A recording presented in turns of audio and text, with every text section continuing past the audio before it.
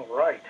First Facebook Live video. What a strange way to do it. So Nick tells me I should wait a few minutes before I start talking so that everybody can get logged in. So I'm going to do just that. Nick tells me I should just wait a couple minutes there, so I'm going to do just that and give you guys the time to get on here.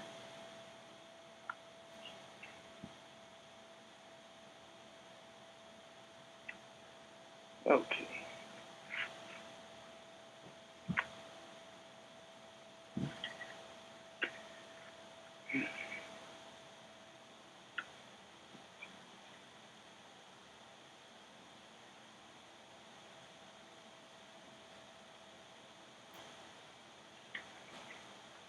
All right. I'm impatient, so I'll get started anyway. But, hey, all right, Carson's on there, so somebody's listening. Anyway, just me and you, Carson. Hey, guys, I want to say a big shout-out to Nick for putting this on again. I tell you, when I became the RFMC a year and a half ago, I had no idea when I started reaching out to this BM1 McGowan at the time, and he was contacting me about doing this Facebook OIC thing, and that they had shown some success with it. I had no idea how important this thing was going to become, and none of us foresaw a global pandemic that would necessitate we take the entire OIC certification process to do it virtually.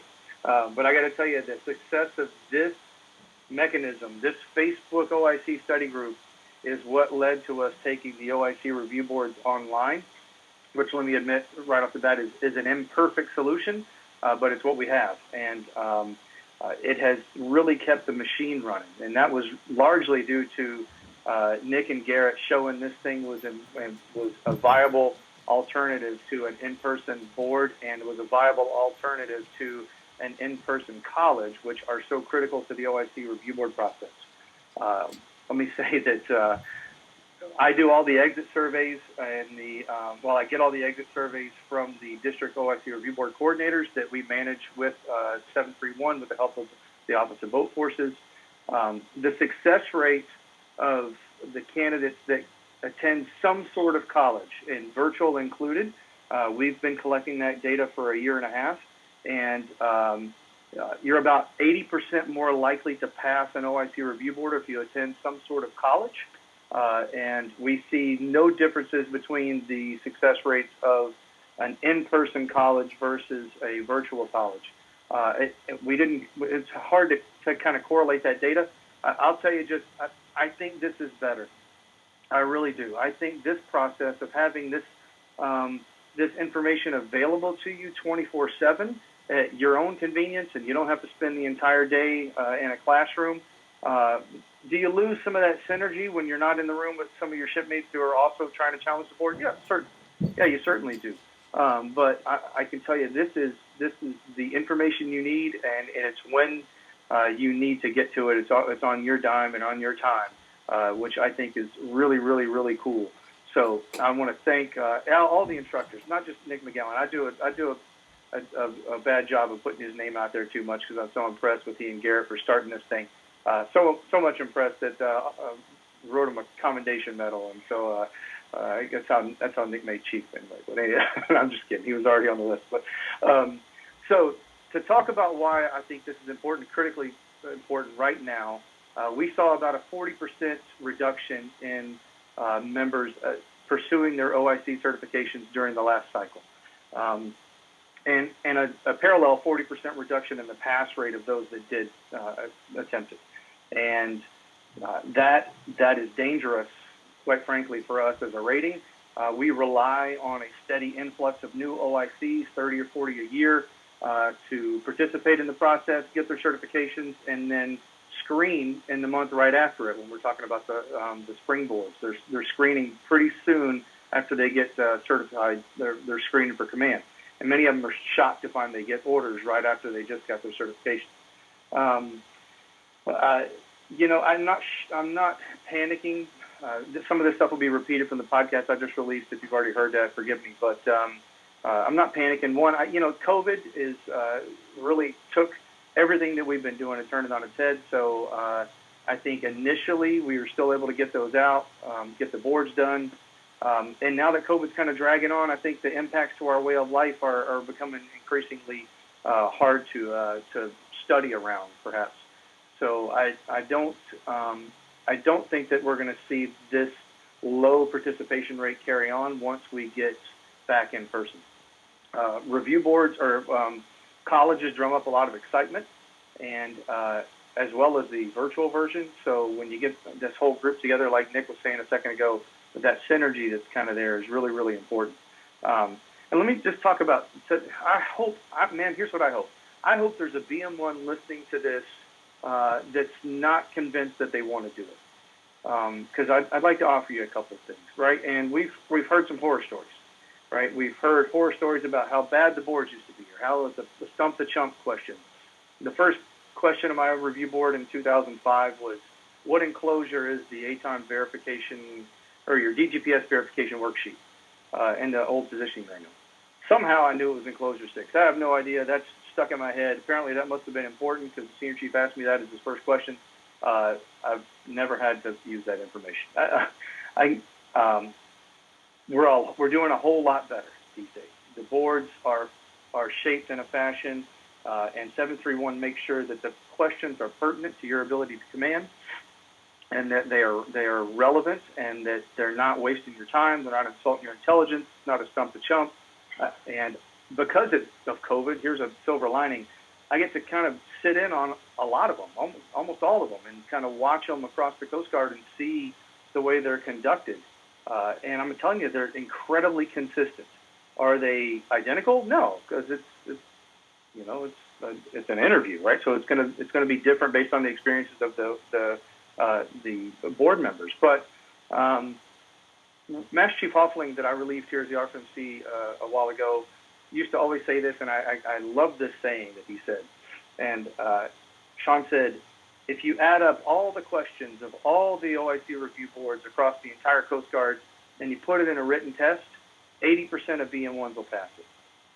And I thought about it. At first I was like, I don't know. Then you think, as I listened to all these boards, I'm like, yeah, it's not. I mean, these aren't like in-depth, like I said, stump the chump questions. It's largely about your ability to articulate your intentions with confidence. And that's the part that I think we don't spend enough time practicing. To learning how to answer questions under duress, or learning how to be comfortable with being uncomfortable. To me, I think that's what we're looking for. That's the key thing. And without that, none of the technical knowledge matters. You have to learn how to be comfortable when we all know you're uncomfortable. You're sitting in front of a panel of people that still, when I get in the room with them, they intimidate me. So I get it. If I was on the other side of the table, I'd be worried too. But learning how to be comfortable in that setting is the same type of skill that you're going to employ as an officer in charge. When you're sitting in front of your crew and you're making a decision to get underway on a holiday because of a discrepancy, or you got called out in B2 again, or when you got to make some changes to the duty section at the station because you lost a certified coxswain and now we've got to jumble things around. That's the same stress, guys. I mean, that's the same thing you're going to do when you're in command. None of that has any basis in learning what's an enclosure 6. That's irrelevant, honestly. And I think that as I look at all the boards across the Coast Guard these days, I find them to be incredibly focused and consistently focused on what actually matters for command. So I'm impressed with them. So to learn how to be comfortable with being uncomfortable, I record yourself giving your first 30-second speech about why you want to be an officer in charge and just watch that back. I mean, refine that. That first question is designed to get you, it's a softball. It means nothing, right? No one's grading you on, you're all saying the same thing, to be honest with you. You're all saying the same thing about how you've worked for great leaders in the past. It's the same thing I said to you, right? All we're trying to do is get you talking and get you breathing. Get the air moving, get you calm down, get you sit down so we can actually start talking about what it's like to be in command. You don't have to answer everything correctly. If you mess something up, show a little humility and say, I had that at the tip of my tongue yesterday and I can't, I'm nervous and I can't remember. Just be honest. I mean, we all get it. So changing tones, I'm told sometimes that bosun mates just don't want to go through this effort anymore. And not only do I disagree, it honestly it hurts my feelings when people say that. And if you didn't want a challenge in your career, there are tons of other ways you could have gone. You could have, I won't say yeoman, but I was thinking that. But I love some yeoman. But anyway, you could have done a lot of different things with your career if you weren't looking for a challenge. I think the effort that you use when you attempt the review board, to me, pales in comparison to becoming a surfman. It pales in comparison to the amount of study time that I put forth to become an underway OD on a WLB as a BM1. Certainly less time than it's going to take you to do a lot of other advanced certifications, AI coxswain, ATON coxswain, all these things that we do in our career, pursuit, tack. Guys, you're already putting forth the effort. All this is putting the cherry on top and getting your certifications to command. And why is that important to us? Because it is us. I mean, this is our legacy. No one's ever going to force you to be an officer in charge, right? No one's ever going to make you put an OIC resume in. No one's going to say, hey, you got your certifications and you're a senior chief. I mean, we do have some general duty and instructor jobs at the E8 level that are very, very important. No one's going to force you to be an officer in charge. But that's what that star means on the top of your anchor when you make senior chief. That star means command. And that's what you look at every single senior chief boatswain mate, and that's what that star means. And as long as I'm the RFMC, I can tell you we're not changing that. And I think that's really, really important, is what that star stands for. We have hundreds of years of this legacy built into our DNA as boatswain mates. This is who we are. I mean, when we realize that we are the only enlisted members of the entire U.S. military that have Article 15 and command authority, I think that's something that we should safeguard. We should safeguard it with our performance, with our adherence to policy, and we should safeguard it by continually challenging the OIC review board so that we all aspire to get those certifications to command. And there's a lot of reasons why you wouldn't want to do this. I mean, let's just be frank about that. I mean, if you're a BM3 and you see the SK2 leaving supply at 1500 and you got duty coxswain on Friday, you got duty coxswain all weekend long, I don't know. I never cared with the SK. I mean, I saw the SK2 leaving. I'm like, poor guy doesn't get to stand duty coxswain. That's what I was thinking. But I mean, we all come at it at a different rate. If you're not, like I said, but if you weren't looking for that challenge, you wouldn't be watching. You certainly wouldn't be watching this right now. If you're watching this, you've already at least have convinced yourself that it's worth thinking about. And if that's what you're thinking, it's worth thinking about, I'm going to tell you, you're 75% of the way towards completing it. You're just thinking about it. So give it a shot. I think this tool, this Facebook OIC study group is so innovative and so impressive. Every time I see a cycle come through and the reports come back saying how many people watch these videos and then pass the board because of them, that's cool to me. Right? We've had to take the review boards themselves online. We could not have done it if we hadn't already proved. Actually, it was the OIC study group that we used to make a sample video. Got a bunch of people together and made a sample video of what it might look like should we do a virtual review board. And I'm not going to try and sell that out as that's being a perfect solution. And no, there's no effort at headquarters for us to turn all the review boards into virtual. But this works. This actually works to help you prepare and to help us figure out who's ready to be an officer in charge. So I'll stop it there. I just want to thank everybody, all these instructors. Hey, and like Chief McGowan said, these instructors, I hope that during their presentations, you hear their kids in the background banging around, right? Nick was worried about he said, my boys are awake.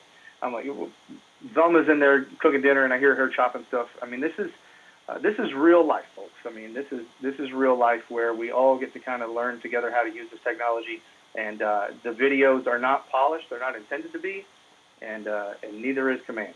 So I'll stop with that and thank everybody for participating in this. And best of luck to everybody who's considering becoming an officer in charge, qualified member this year. And it's in it.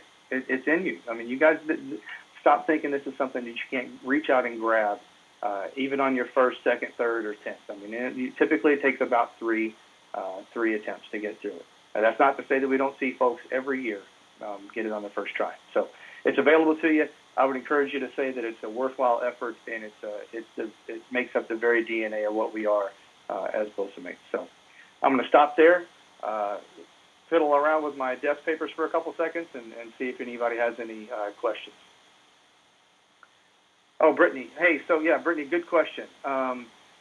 Should we be preparing for virtual boards this spring? I tell you, Chief, that's all up to COVID and how fast we can roll out and what the situation is. What we've done this last cycle was tell district boards that if you need to go virtual, because it was the pandemic was a little bit hotter in certain areas than it was in others. We've proven that the technology works. We saw no difference between the pass rate between the in-person and the virtual board. I think we only had one district go virtual this period, maybe two, and they were all consistent. So whatever needs to be done, we'll allow for. All right. That said, everybody's saying thanks. No, don't thank me. I mean, thank all the instructors, and I'd be glad to get on here. Not that I can instruct much these days. I watch the ATON afloat section every time somebody does it, and I'm like, man, I'm glad I'm not in that seat anymore. I feel like I've forgotten all that. But if there's a time where any of you guys would like to reach out and just ask what the numbers are looking like and discuss the process, we really want to look at this process. Commander Druckryan, Captain Rush, and I, and of course Jeff Wheeler, a legend. We all want to look at this process after this cycle and kind of figure out what we may do to make improvements. And there probably are some improvements. We can improve certainly what's on my portal page because I've never messed with it, and it's a mess. Nick says he's going to do that. He's a miracle worker if he can fix that thing. The sample package on there probably needs to be revamped. We intend to do that as well. Yeah. Let's see. Any other questions? How are the numbers trending for ATON certifications? Carson, we're holding the line, I'll say that. But we're always almost 1 for 1 on ATON certified. So if you're looking at getting your ATON afloat and ashore certifications, we need you quick. We'll say that. All right. With that said, guys, I know you got dinner to have. Everybody's got kids running around, and I'm no exception to that. So I'm going to sign off. Thank you to everybody again. And if there's anything I can do for you, please, my cell number is in global. You please reach out. Oh, wait. Adlin says, it seems like Cutter folks are still having trouble getting to the boards. Man, I hear this, and I see Master Chief Jones is on here. I tell you, Master Chief Jones, your PAC area CMC, if you have a cutter underway that cannot get a member to the review board, please call me. If you're a PAC area cutter, I'm going to reach out to Master Chief Jones and see what we can do. And that goes for land area too. I'm going to reach out to Master Chief Spencer and see why that member is so important to that cutter underway at that time that they can't get to their board, knowing that this is only available every 6 months. So if you're being told that, please give me the name of that person and I'll reach out directly, I promise. Jeff says, during a podcast it was mentioned a recommendation to choose multi-mission or ATON. Is this still relevant? Hey, that's a good question. I don't mean to make this any longer than it needs to be. If you guys need to sign out, sign out. Multi-mission or ATON. There's no danger in getting all 4 OIC certifications. There's no danger in that. There is danger in trying to get assigned as an OIC in a discipline outside of the one that you've specialized in your career, right? So if you're an ATON specialist and you kind of, since you've been a BM1, have specialized more in ATON than SAR or multi-mission, there is danger in you attempting to jump mission sets. And why is that? Because when we screen you annually, you're never going to outcompete those that have done back-to-back tours. So let me give you an example.